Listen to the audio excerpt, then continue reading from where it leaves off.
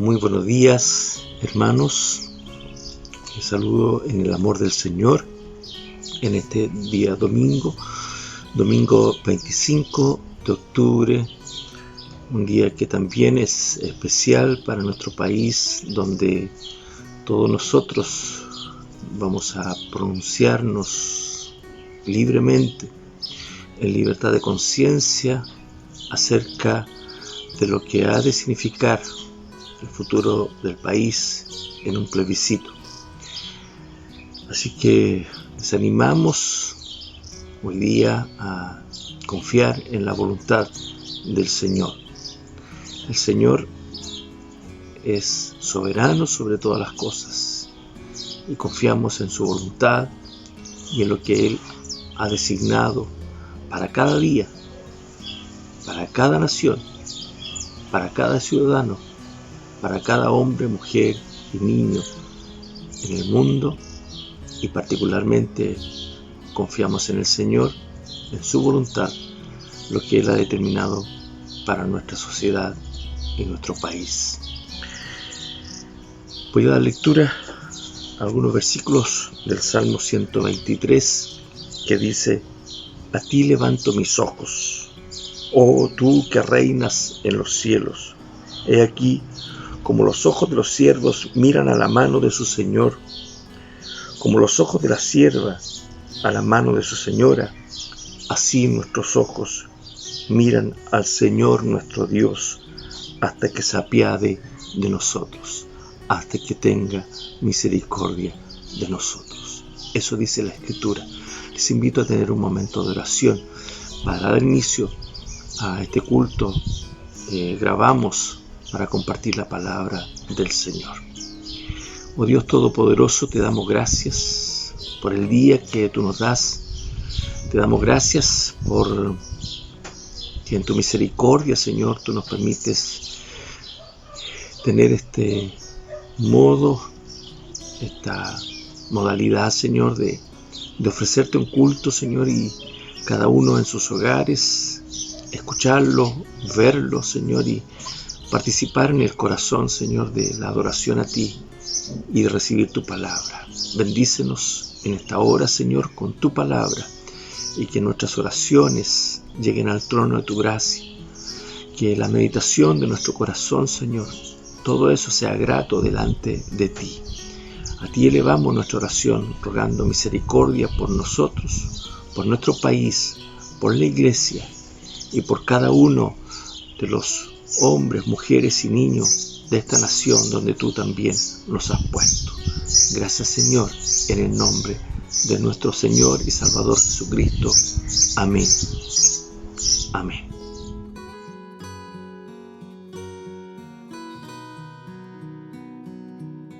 Santo, santo, santo, Señor omnipotente, siempre el labio mío flores te dará. Santo, santo, santo, te adoro reverente, Dios en tres personas, bendita Trinidad. Santo, santo, santo, el numeroso coro de tus redimidos te adora con fervor, llenos de alegría con sus coronas de oro, rinden alabanza a ti, oh Creador. Santo, santo, santo, la inmensa muchedumbre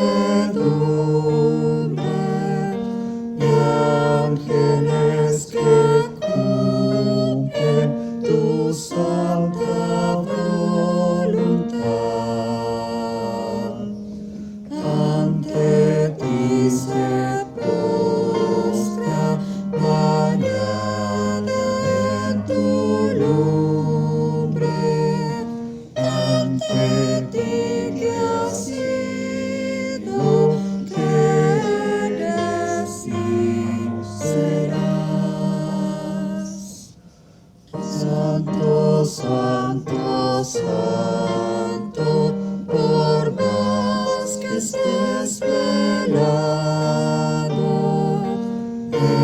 imposible sea tu gloria contemplar.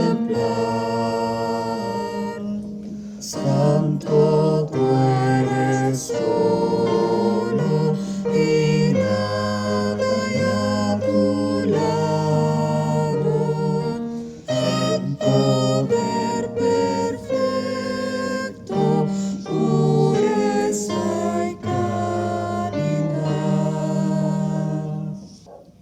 Santo, santo, santo, la gloria de tu nombre vemos en tus obras, el cielo, tierra y mar.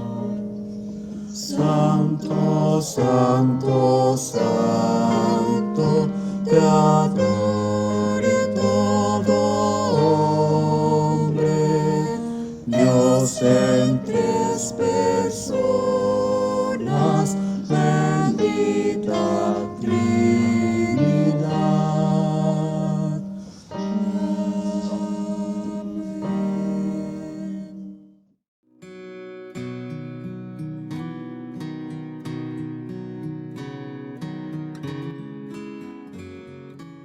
La lectura bíblica se encuentra en el libro de los Hechos, capítulo 3, versículo 19, y dice así: Por tanto, para que sean borrados sus pecados, arrepiéntanse y vuélvanse a Dios, a fin de que vengan tiempos de descanso de parte del Señor.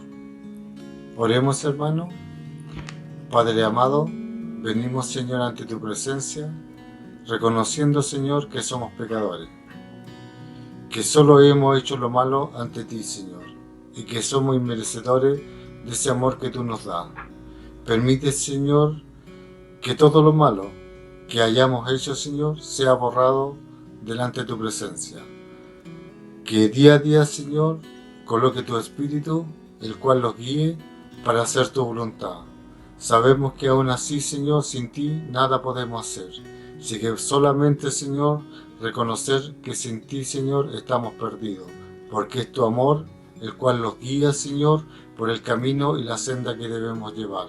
Por lo tanto, Señor, que ese amor nunca se aparte de nuestra vida. Todo esto te lo pedimos en el dulce nombre de tu Hijo Jesús. Amén.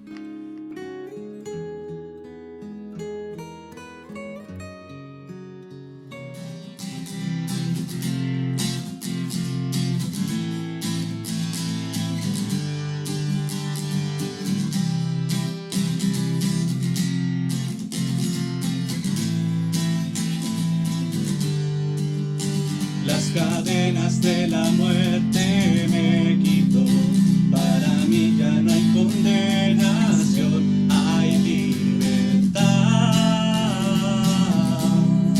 libertad.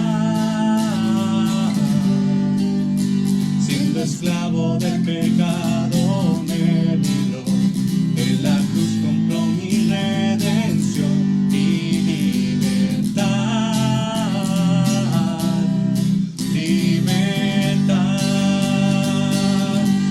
Rompió mis cadenas, me dio vida nueva, y al fondo del mar echó mi maldad. Lavó mis pecados y me ha perdonado, solo en el nombre de Jesús hay libertad.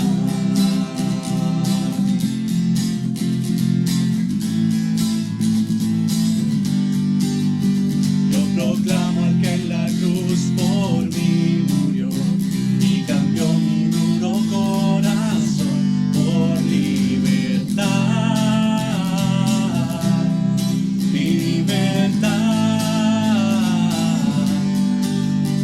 El poder de su evangelio me salvó y no me avergüenzo del Señor, mi libertad, libertad. Rompió mis cadenas. cadenas me dio vida nueva y al fondo del mar echó mi maldad. Lavó mis pecados y me ha perdonado. Solo en el nombre de Jesús hay libertad. Al que dijo hace libre, es libre en verdad. Al que dijo hace libre, es libre en verdad. Al que dijo hace libre, es libre en verdad. Al que dijo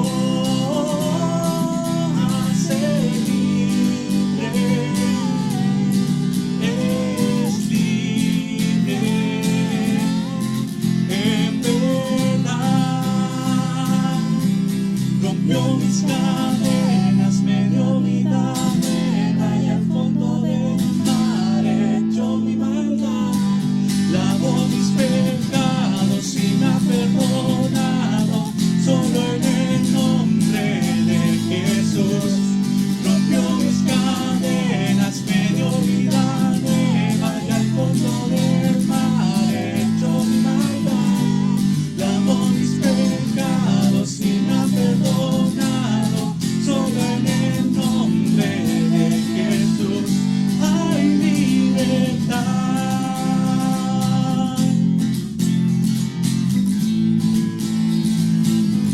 Hay libertad.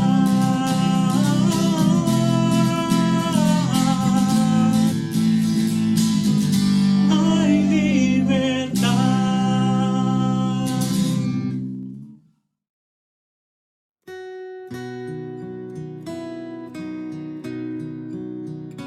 Hermanos, les saludo en el nombre del Señor y es grato compartir con ustedes este día domingo que lo dedicamos para adoración de nuestro Dios. Quiero compartirles una lectura bíblica que se encuentra en el Evangelio de Mateo, capítulo 8, y voy a dar lectura a los versículos del 23 al 27. Dice así la palabra del Señor. Y entrando él en la barca, sus discípulos le dijeron: y he aquí que se levantó en el mar una tempestad tan grande que las olas cubrían la barca, pero él dormía. Y vinieron sus discípulos y le despertaron diciendo: Señor, sálvanos, que perecemos. Él les dijo: ¿por qué teméis, hombres de poca fe? Entonces, levantándose, reprendió los vientos y al mar, y se hizo grande bonanza. Y los hombres se maravillaron diciendo: ¿qué es este hombre que aún los vientos y el mar le obedecen? Que el Señor bendiga la lectura de su palabra.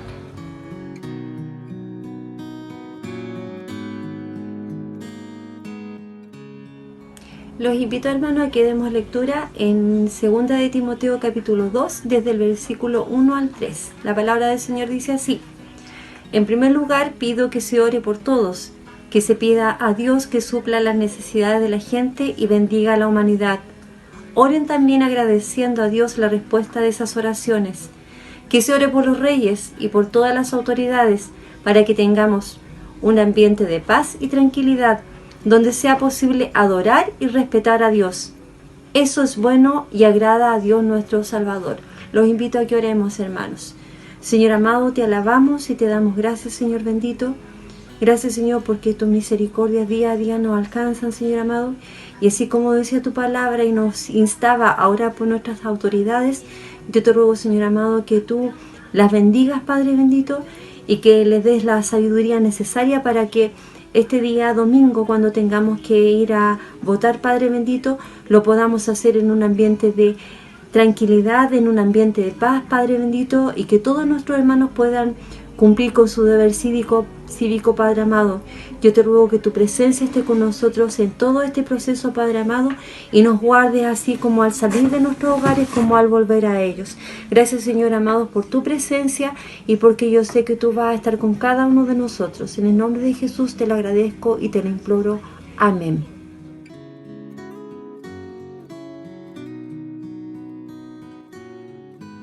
Hola a todos, hola a mis queridos hermanos de Rancagua y a todos los que nos están escuchando por medio de este culto online en YouTube. Les saludo en el amor del Señor, en el nombre del Señor, sabiendo que hoy tengo la gran responsabilidad, el tremendo privilegio de llevar la palabra de Dios a sus hogares, de predicar su palabra. Y por eso que yo les pido en esta hora que me ayuden orando para que Dios les guíe en sus corazones, en sus pensamientos y también por mí para que sea Él hablando y no yo.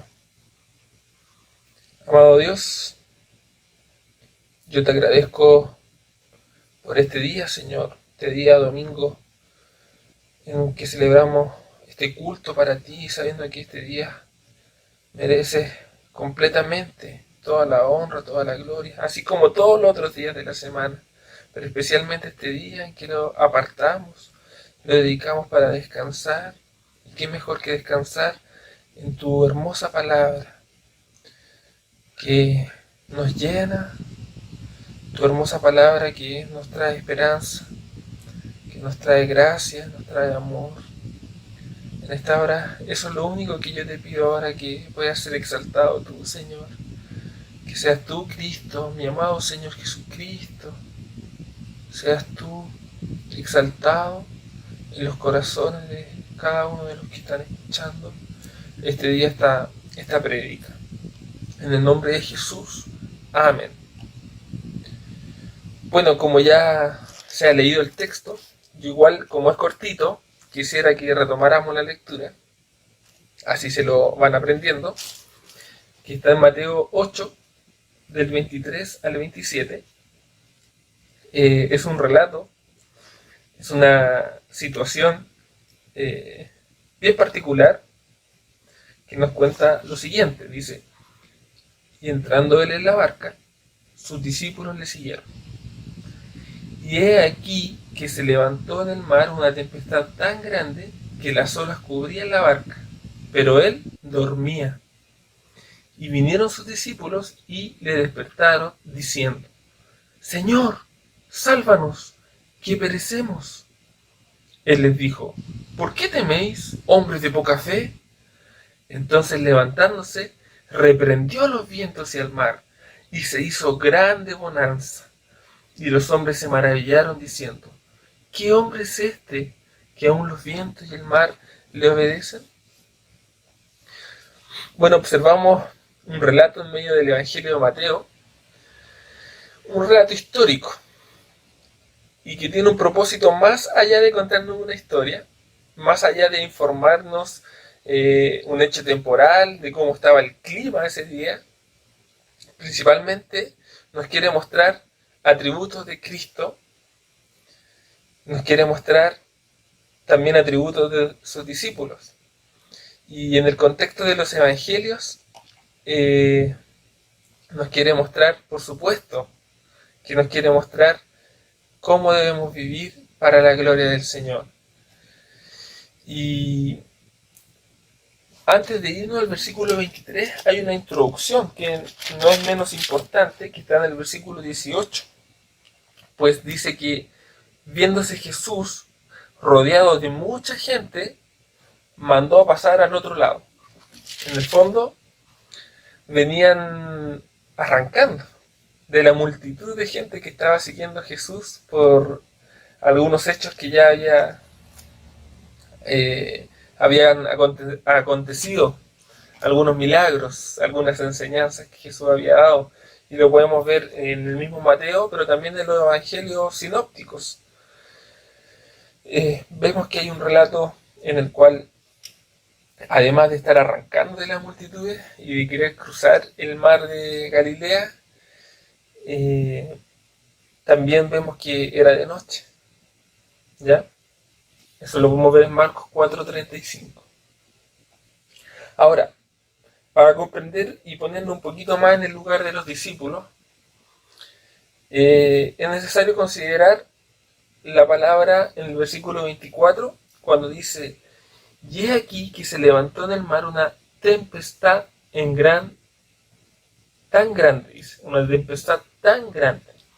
Aquí la palabra tempestad en el griego es seismos o seismos, que significa conmoción, ráfaga o un movimiento telúrico, un terremoto. Ahora, si estaba en el mar, era lo más cercano a un tsunami, dicen algunos comentaristas.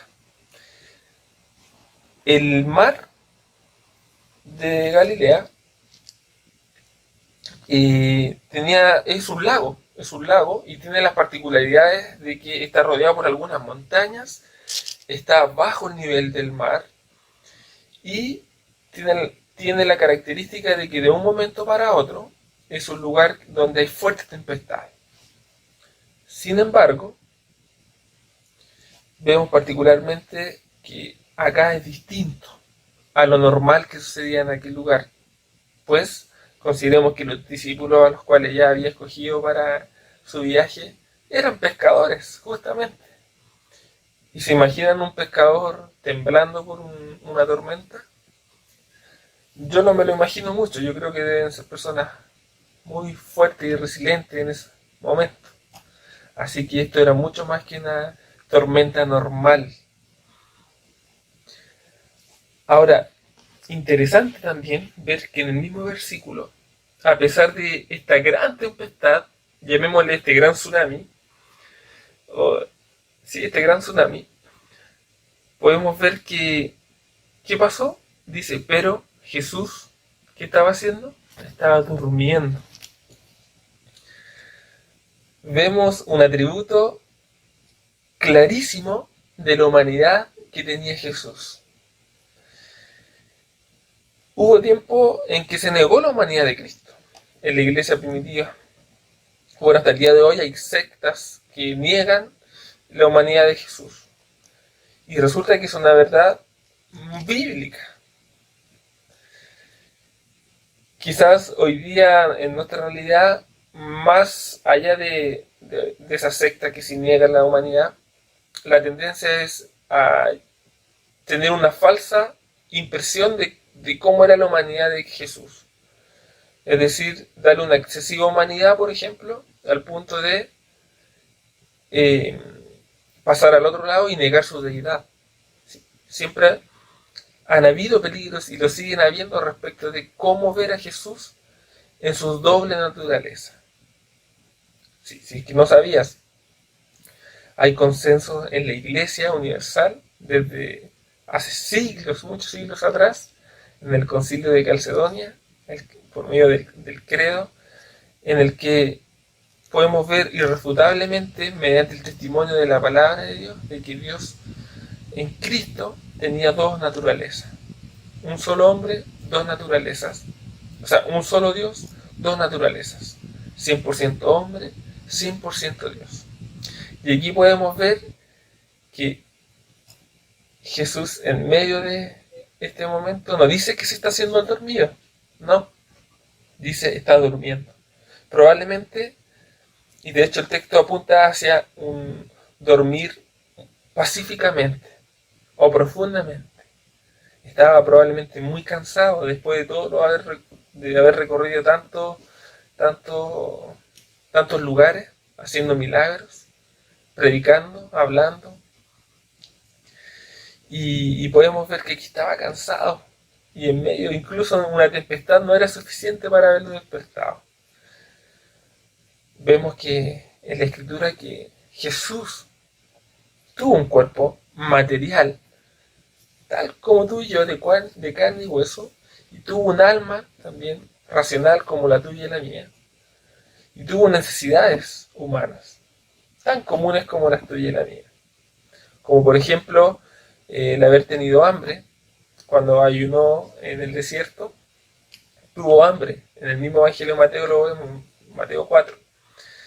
También sabemos que, por ejemplo, tuvo compasión de las multitudes, tal como tú podrías compadecerte de una oveja que no tiene pastor. En el mismo Mateo 9:36. También sabemos de que se cansó, ¿sí? Dice en Juan 4:6 que estando allí en el pozo de Jacob, entonces Jesús, cansado del camino, se sentó así junto al pozo, como a la hora sexta. Por lo tanto, mientras Jesús dormía, hay evidente muestra de su humanidad. Ahora nos podríamos preguntar, pero ¿cómo es posible que un hombre, en medio de una tempestad tan grande, pueda estar durmiendo tan profundamente? Y me recuerdo, perdón la autorreferencia, pero me acuerdo del 27 de febrero del 2010, hace 10 años atrás. Ya sabrán qué pasó ese día, ¿cierto?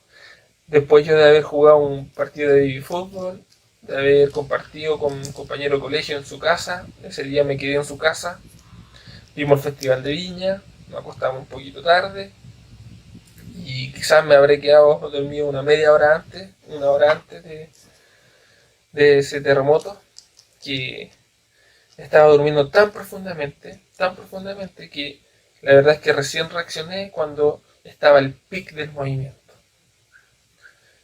Y de hecho no fui capaz de bajarme de la cama por mis propios medios, sino que me agarraron del brazo y me sacaron de aquella pieza. Y bajé medio inconsciente las escaleras mientras se movía todo. Y sin duda que ahí mi humanidad me jugó una mala pasada. ¿Se imaginan no hubiese caído esa casa? De hecho, cerca de ese lugar se cayeron departamentos. Bueno, probablemente Jesús allí estaba así de cansado o más. No me quiero comparar con Cristo para nada, pero hay muestra de esa humanidad en Cristo. He escuchado testimonios como ese. He escuchado de gente que ni siquiera sintió el terremoto. Por lo tanto, vemos que se quiere exaltar aquí la humanidad de Jesús, de saber de que Él era un hombre tal como tú y yo, de carne y hueso. El tiempo, de hecho, usado en el original apunta justamente, si lo leyéramos literal en español, diría un Jesús pacíficamente dormido. Esto lo dice el comentarista William Hendrickson. Y siendo Jesús una sola persona, con dos naturalezas, única en esencia, pero con dos naturalezas, uno de los misterios grandes de Dios que nos muestra la Escritura, que nuestras mentes no las van a entender a cabalidad. No te aflijas si no lo entiendes, porque no lo vas a entender completamente.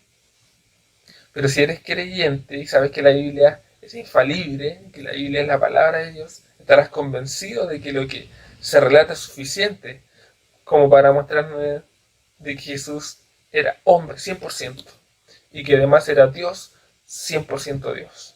Ambas naturalezas conviviendo en una misma persona, no siendo ninguna superior a la otra, ni la una anulando a la otra. Ahora, ¿por qué detenernos en esto?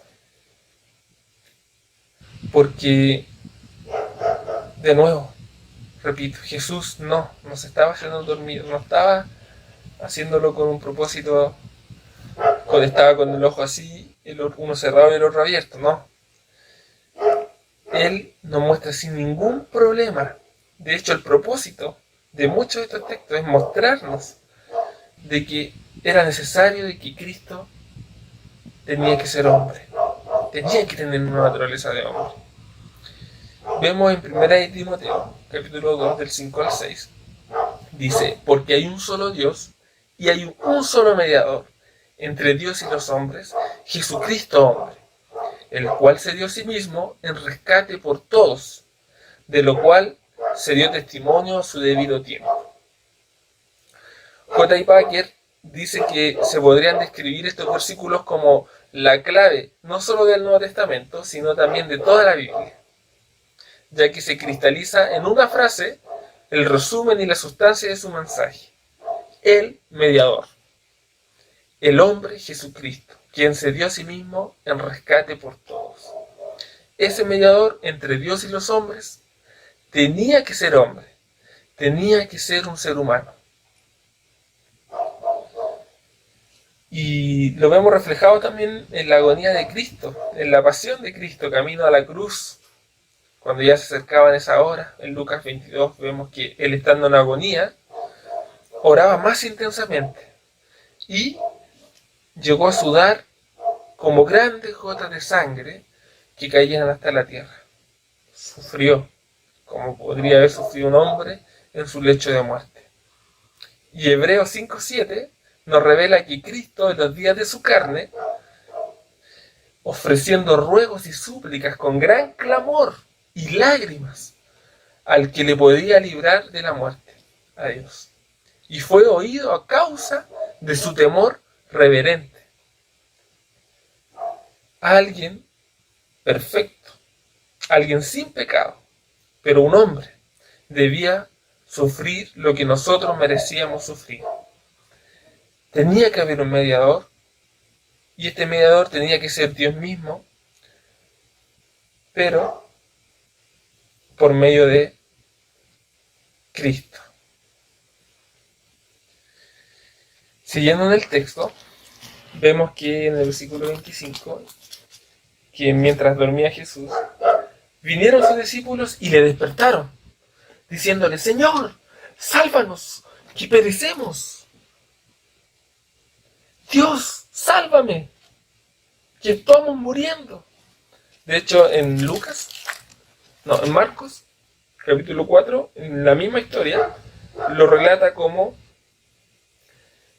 Jesús lo despertaron y le dijeron: Maestro, ¿no tienes cuidado que perecemos? Así como recriminándole de por qué está durmiendo mientras ellos están muriendo. Era un grito de desesperación de sus discípulos. Dios, sálvame, estamos muriendo, nos estamos hundiendo. Me estoy hundiendo, me estoy muriendo, Señor, líbrame. ¿Te has visto diciendo estas palabras a Jesús? Sin embargo, dice, Jesús dormía. Y estos hombres de poca fe, como Jesús los exhorta, estaban desesperados en medio de esta tempestad. Y aquí el propósito del texto, sin duda, es llevarnos a una aplicación inmediatamente. Y es clara la aplicación. Yo no tengo que dar ninguna vuelta más. Yo creo que tú, mientras leías el texto, ya ves una aplicación directa respecto de lo que significa una tempestad para el hombre. Puede ser una ola del mar, puede ser un viento que te destruye un barco, ¿cierto? Pero también puede ser problemas, puede ser enfermedad, puede ser depresión, puede ser cualquier circunstancia que te tenga en desesperación. Y en medio de esa desesperación, yo sé que todos hemos pasado por momentos como ese. ¿Has llegado a pensar de que Dios está durmiendo? ¿Has pensado que Dios no está en medio de tu tempestad? Bueno, este sentir que tenían los discípulos de poca fe no está alejado de lo que quizás podrías haber sentido tú, o de lo que estaban viviendo Adán y Eva luego de haber pecado, luego de haber desobedecido a Dios. ¿Recuerdan qué pasó? Después de haber seguido sus propios preceptos, después de haber decidido ellos, en su propia voluntad, no escuchar a Dios y pensar en que su opinión era más sabia que la de Dios, que pensaron inmediatamente que Dios ya no estaba ahí. De hecho, pensaron que se podían ocultar de Dios. ¿Has pensado que Dios no está? ¿Has pensado que Dios está durmiendo en tu tempestad? Hace años atrás, unos 20 años atrás, hubo un caso en Chile de un niño, de un bebé, que murió a golpes por la pareja de su mamá. Un triste caso en el cual culparon a este hombre, lo condenaron, pero también condenaron a su madre, pues en la desesperación de haber visto a su bebé muerto, ella golpeó al bebé con las escaleras sin querer, o mientras bajaba las escaleras. Algo así era la historia. Por lo cual también la condenaron, y de lo cual también años después de ella haber estado en la cárcel, sufriendo, la investigación dedujo de que ella no era culpable, pues en el momento en que portaba a su hijo en brazos, ese bebé ya había muerto por los golpes que había propiciado el padrastro. Entonces esta mamá, sin haber tenido el propósito de matar a su hijo por ningún momento, y tampoco haberlo hecho de acuerdo a la investigación, sufrió el vituperio de todo un país, de todos los periodistas, fue un caso emblemático. De hecho, sufrió el castigo dentro de la cárcel de las mismas reas, castigándola socialmente. Y era tal la angustia, en un relato ella en una entrevista cuenta de que tenía tanta rabia, tanta angustia, tanta pena, que por más de un año no le habló a Dios. Tenía un grito desesperado en medio de ella, en medio de su propia tempestad. Bueno, aquí los discípulos veían que estaban en riesgo sus vidas, por lo cual, perdiendo la calma, fueron, ¿a dónde fueron? A Jesús, ¿cierto? Sabían que había alguien que los podía ayudar en ese mismo barco, a pesar de que fueron con una actitud no muy buena. Le pidieron al Señor que los salvara. Y Cristo, ¿qué les dijo en el versículo 26? ¿Por qué teméis, hombres de poca fe? Les dice hombres de poca fe, pero no les dice hombres sin fe. A pesar de que era poca fe, había fe. Había fe en ellos, sí. Charles Spurgeon, un predicador bautista, gran predicador, príncipe de los predicadores, le decían, dijo respecto a este texto, voy a leerlo textual mejor, porque yo creo que antes que lo explique se va a entender mejor. Dice, entre el grado más bajo de fe y un estado de incredulidad hay una gran cima. Un abismo inmensurable abre sus fauces entre el hombre que tiene aún la más pequeña fe en Cristo y el hombre que no tiene nada de fe. Uno es un hombre viviente, aunque débil, y el otro está muerto en delitos y pecados. El uno es un hombre justificado, y el otro ya ha sido condenado porque no ha creído en el nombre del unigénito Hijo de Dios. El creyente más débil va en camino al cielo. El otro, no teniendo ninguna fe, va por el camino que desciende y encontrará entre los incrédulos su porción al final. Una terrible porción, en verdad. Qué sabia palabra de Charles Spurgeon. Pues allí era el Salvador del mundo el que estaba en el barco. Ellos sabían que estaban destinados a ser discípulos de Cristo, pero aún no tenían la plena confianza en el poder de Jesús, a pesar de haber presenciado milagros hechos por Cristo. Por lo tanto, eso representaba que sí, eran hombres de poca fe. Ante tal desesperación, quizás podrían no haber considerado a Jesús, siendo ellos pescadores, eran ávidos pescadores. Podrían haber optado por hacer otras maniobras antes, si es que ya no las hicieron. A veces cuando estás en la tempestad, antes de acercarte a Cristo, antes de acercarte a tu Señor, te has visto haciendo miles de malabares, buscando miles de soluciones o salidas. Y resulta que cuando ya no tienes ninguna posibilidad, cuando el barco se está hundiendo, te arrodillas y empiezas a clamar a Dios. Bueno, eso también es una señal de un hombre de poca fe. Pero por cierto, como decía Spurgeon, un hombre también lleno de gracia. Sabemos que la grandeza de nuestro Señor, el poder de nuestro Señor y su gracia es capaz de terminar una tormenta. Además es capaz de calmar las aguas, pero con un único propósito: de que los que están en ese lugar se maravillen en quién es Él. Cuando Cristo fue a la cruz, después de su trágica muerte, sabemos que resucitó al tercer día, y esto sabemos también de que trajo una profunda calma y paz a sus discípulos. Trajo un gozo inefable en ellos. Jesús hizo esa maravillosa obra para salvarnos. Y eso lo sabemos, ¿cierto? Si no lo sabes, ahora lo sabes. Jesús, todo lo que hizo acá en la tierra, tenía el propósito de salvarte, si tú crees en Él. Pero ¿sabes qué? Antes de salvar tu vida, hay un propósito mayor por el cual Jesús mostró su poder. Y este propósito era que nos volviéramos a nuestro lugar de origen. ¿Y cuál es ese lugar?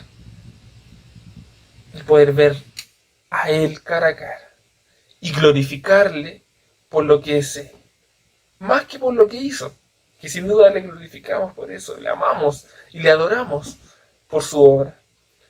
Pero el Evangelio es más allá de su obra. El Evangelio es poder apreciar a Cristo verdaderamente por lo que es Él, por quién es Él. El Evangelio no es más que Dios mismo. Sin su vida perfecta, sin su muerte, sin su sufrimiento y sin su resurrección, sin la venida de su Santo Espíritu, no podríamos adorarle. Sabemos que el Evangelio, la buena noticia de salvación, nos ayuda a que podamos hoy confiar plenamente, con todo nuestro corazón, en que Él es Dios y podamos adorarle con plena libertad. Aquí en el texto también vemos que Jesús despierta y calma en la tempestad, y por lo tanto nos muestra ineludiblemente, nos lleva a ver que Él hace el trabajo. Él hace completamente el trabajo. Y así funciona la gracia de Dios. Y es así como Dios se relaciona con sus hijos. Por pura gracia. Como un regalo. Aquí hay un acto de gracia que quiere mostrar Jesús. Pues podría haberles dicho: hombres flojos y temerosos, ¿acaso no saben nadar? ¿Acaso no han pasado por esto antes? Aten las velas, hagan esto otro. No sé, podría haber dicho muchas cosas, estoy especulando. Pero lo que sí no estoy especulando es que Dios muestra su poder. Por medio del poder de su palabra. Hace detener la tempestad.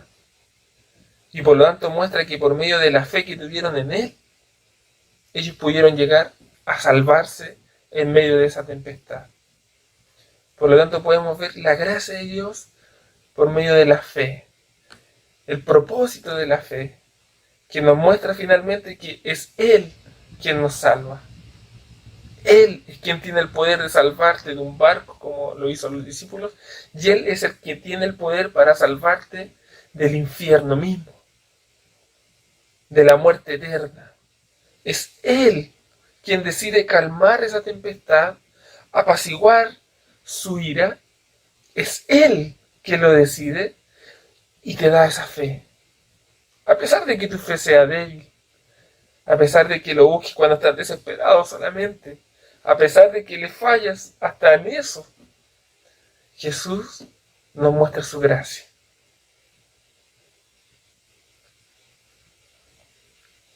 Además de esto, vemos en el texto que por medio de su palabra, parando esta tempestad, muestra otro atributo importante que es su deidad, ¿cierto? Su otra naturaleza. la deidad de Cristo. Cualquiera que cree que la Biblia, de nuevo, igual que en la naturaleza de hombre, en la naturaleza divina de Dios, que nos muestra la palabra, podemos afirmar con certeza de que Cristo es Dios mismo. En el Salmo 2, del 6 al 12, de hecho, prefiguraba ya esto. Se decía ya aquí de que el Mesías que iba a venir a rescatar al pueblo de Israel era Dios, era deidad. Dice, voy a leer: pero yo mismo he consagrado a mi rey sobre Sión, mi santo monte. Ciertamente anunciaré el decreto del Señor, que me dijo: mi hijo eres tú, yo te he engendrado hoy. Pídeme y te daré las naciones como herencia tuya, y como posesión tuya los confines de la tierra. Tú los quebrantarás con vara de hierro, los desmenuzarás como vaso de alfarero. Ahora pues, oh reyes, muestren discernimiento, reciban amonestación, oh jueces de la tierra. Adoren al Señor con reverencia y alégrense con temblor. Honren al Hijo, que no se enoje y perezcan en el camino, pues puede inflamarse de repente su ira. Cuán bienaventurados son todos los que en él se refugian. Y Hebreo nos confirma esto, porque Hebreo 1:5, porque a cuál de los ángeles dijo Dios jamás: mi hijo eres tú, yo te he engendrado hoy, y otra vez yo seré a él padre y él será mi hijo. Y aquí la pregunta que le surge ya terminando. Y los hombres se maravillaron diciendo: ¿qué hombre es este que aún los vientos y el mar le obedecen? Eso se preguntaron. Se maravillaron cuando vieron la deidad de Dios. Y se preguntaron: pero ¿qué hombre maravilloso es este? Que imagínense que el viento y el mar le obedecen. Estaban descubriendo la deidad de Cristo. Después de que Jesús, ellos mismos se respondieron después de esta pregunta en otras circunstancias, también en el mar. 6 capítulos más adelante, Mateo 14, dice que después de que Jesús anduvo sobre el mar, ¿qué dijeron? Entonces los que estaban en la barca, Mateo 14:33, entonces los que estaban en la barca vinieron y le adoraron, diciendo: verdaderamente eres Hijo de Dios. Dios mismo estaba testificando su deidad. ¿Pero por qué tuvo que pasar esta tempestad? ¿Por qué tuvo que Dios calmar la tempestad para que ellos se maravillaran? Porque por medio de los milagros, Dios debía mostrar que Él era Señor. No había otra forma. ¿Se imaginan a un hombre llegar y dijera: yo soy Dios, y no demostrara ningún poder? ¿Le creería? De hecho, el Salmo 107 dice: en su angustia clamaron al Señor, y Él los sacó de su aflicción. Cambió la tempestad en suave brisa, se sosegaron las olas del mar. Los milagros sobre la creación indican que Él es Señor, y no dejan ninguna duda. ¿Para qué? Para finalmente mostrarnos de que Jesús era el Verbo, de que Jesús era el Verbo, y Él era con Dios, y el Verbo era Dios, y de que en Jesús era el principio de todo, de que todas las cosas habían sido hechas por Él, de que sin Cristo nada de lo que ha sido hecho habría sido hecho, ni fue hecho, de que en Cristo, de que en Jesús está la vida completa, y que la vida, siendo el mismo, era la luz de los hombres, como dice Juan. Así como hace 5 minutos atrás Jesús estaba cansado y durmiendo, en este momento muestra su gran poder y su gran deidad. Y por lo tanto, por ambas razones, Cristo merece toda la adoración. Merece que los discípulos en ese momento se maravillaran y le adoraran. y merece que tú y yo hoy día le adoremos y le amemos y lo apreciemos tanto, porque Él es quien tiene ese poder para calmar las aguas, para calmar esas aguas turbulentas en las cuales estás caminando hoy, esa confusión, esa pena, esa angustia que puedas tener en tu corazón, ese milagro que necesitas en tu vida, esa indiferencia hacia Dios, esa incredulidad, esas dudas, toda esa tormenta que has estado viviendo, el único que tiene el poder para detenerla es Cristo. La conexión de relato con nuestras vidas es inevitable. Somos tercos. Sabemos y queremos encontrar solución en cualquier otra cosa. Justificamos nuestras acciones, justificamos nuestra incredulidad, justificamos nuestra pereza con muchas cosas. Justificamos nuestro materialismo, justificamos nuestros falsos dioses, finalmente, nuestros falsos ídolos, con tal de dejar a Cristo a un lado y pensar que está durmiendo. Pero déjame decir que tarde o temprano tendrás que volverte a Cristo. Si no, perecerás. Si no, morirás eternamente en el infierno. Si no pones tu fe en el poder, en la gracia, en el amor de nuestro Señor. Pueden ser cosas tan cotidianas. Estar viviendo cosas tan básicas, pero que te tienen amarrado y angustiado. Así como puedes estar enfrentando una enfermedad terminal, una muerte, una pena profunda. Ten confianza en que el Verbo, por quien fue hecho todas las cosas, te escogió un día para salvarte, para que vieras y tomaras el rumbo por el cual fuiste creado. Él es el propósito de todo, es Cristo. Adorémosle como Él merece. No fue en vano que mostró su poder. Él mostró su poder.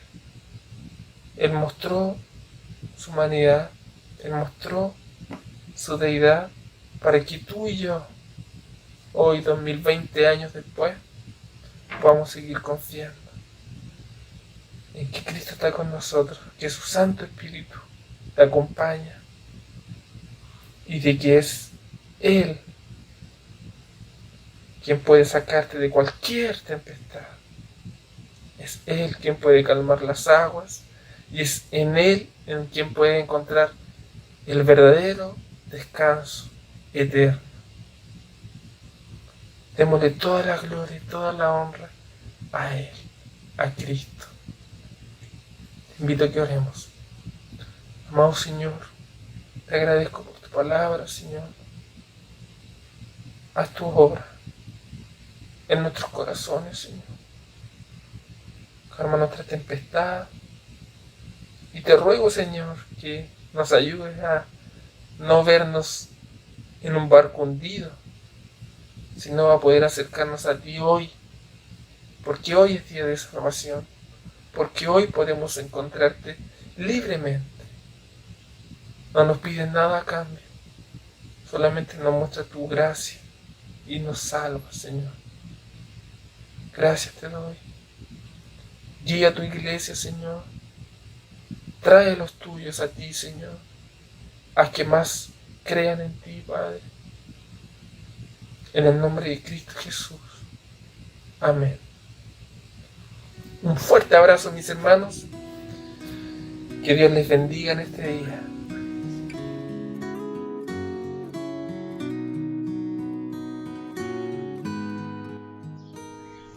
Bien, hermanos, después de haber oído la palabra del Señor, la exhortación, la enseñanza de la palabra, y entendiendo que en el contexto que vivimos y también en el pasaje que se leyó y se compartió, Dios es soberano.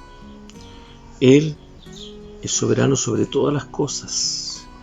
Y la invitación es que en el tiempo que vivimos Confiemos en la misericordia, la voluntad del Señor y en su soberanía. Pidamos la bendición del Señor sobre cada uno de nosotros. Señor, queremos, antes de pedir tu bendición, orar a ti, nuevamente clamando por tu misericordia, dándote gracias por la palabra compartida, dándote gracias, oh Dios, porque hasta aquí tú has sido con nosotros y nos has ayudado. Gracias, Señor, por todo lo que de ti recibimos. Pedimos ahora que tu bendición sea en cada uno de nosotros. Tu bendición de Dios Padre, lleno de misericordia y de bondad, en tu amor, en tu gracia que manifiestas a través de Jesucristo, y sea la gracia de Jesús, nuestro Señor y Salvador, en cada uno de nosotros también, manifestada a través de la constante presencia, ayuda y socorro que tú nos das a través de tu Espíritu Santo. Sea tu bendición de Dios Padre, Dios Hijo y Dios Espíritu Santo en cada uno de nosotros, en nuestras familias, en los enfermos, en los afligidos, en los necesitados, en los pobres y en todo tu pueblo, Señor, ahora y siempre. Amén. Amén. Al que está cerca